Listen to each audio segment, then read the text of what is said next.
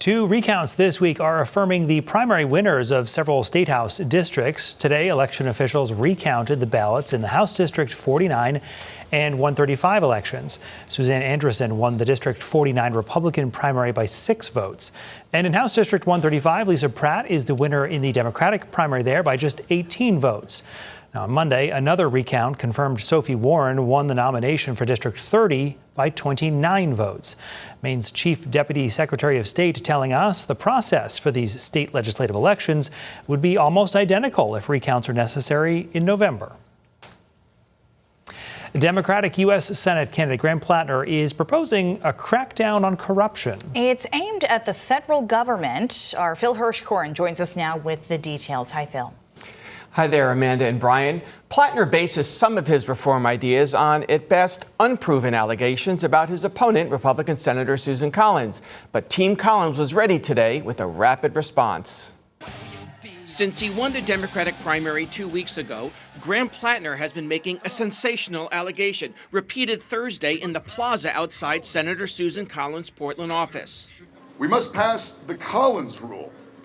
Senators should not be able to funnel money to their spouses. Platner alleges Collins somehow directed $76 million in federal contracts to a Washington, D.C. firm called Jefferson Consulting Group, where her husband, Tom Daffron, was the chief operating officer from 2006 to 2016. Tens of millions of dollars of it from agencies that Susan Collins herself oversees. That is not a coincidence. That is a senator using her office to enrich her own household. It never happened. It's not true. It's a lie. Steve Abbott is Collins' re-election campaign manager and her longtime Senate office chief of staff. Susan Collins has not funneled any money to Tom Daffron. That's against the law. That's a criminal activity. He's accusing her of engaging in a criminal activity with no evidence. Platner's campaign points to a list compiled by searching the USA Spending website, finding contracts awarded to Jefferson Consulting by the Departments of Agriculture, Health and Human Services, Homeland Security, State, Interior, and Veterans Affairs. $55 million came from 2 contracts from USAID, the Agency for International Development, roughly 3/4 of that $76 million.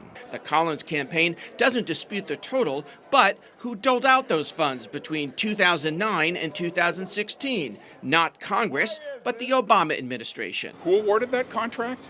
Barack Obama. So there's your other co-conspirator. This is absurd. This is a joke. Hey, Graham, Senator Collins is going to say, because you've been talking about this since primary night, her husband Tom ceased being a lobbyist in 2008, 4 years before they got married, so he's not a lobbyist husband, never was. I asked Platner how he would reconcile the Collins rebuttal. We are always told by the system itself that there are plenty of excuses as to why it isn't actually corrupt. Even though, I'm sorry, from down here in the real world, all of us looking up, we see a clearly corrupt system. The executive branch awards contracts. Congress does not award contracts. Susan Collins has never awarded a contract in her life. Neither has anybody else who's ever worked in the United States Senate. Platner's other anti-corruption proposals include banning members of Congress and their spouses from buying and selling stocks. And we must close the revolving door. And banning former members of Congress from becoming Capitol Hill lobbyists or retired Pentagon officials from becoming defense industry lobbyists. Platner also proposes that presidents be required to place all of their financial assets in a blind trust, which was a common practice before President Trump.